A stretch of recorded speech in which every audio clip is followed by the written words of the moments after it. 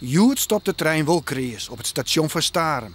Maar in juli 2010 denderde die trein door een flaten van een machinist dwars door het stidblok heen en verroorde de wetterspotwinkel van Auke de Groot ter rampgebied. Woender boppe woender winnen de doe geen verwoen. Maar orenlier letter beseft de eigenaar dat er op dit plak neer weer omkeren zal. De verzekering keert net genoeg geld uit van Nijbouw. Het vervelende is dat we hier alle dagen zeg maar, op een fiets langs moeten naar ons werk op het Tugerij, zou ik maar zeggen. En ja, dat is toch een keer eens 4 dagen wil je er toch even mee confronteerd dat je hier een lege plek hebben waar je in principe wel altijd je tijd en energie in steekt hebben om er wat van te maken. En het is nou alles fut.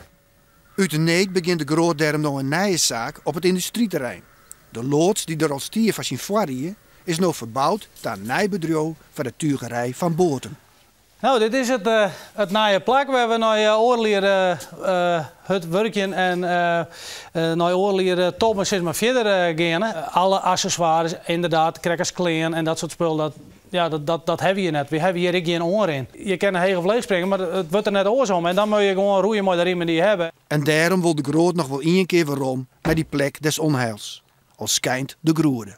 Ik ben de 4e generatie die er met mijn vrouw. En ja goed, uw familiebedrijf heeft altijd werken aan het bedrijf verbeteren. En dat gaat terug de jaren heen.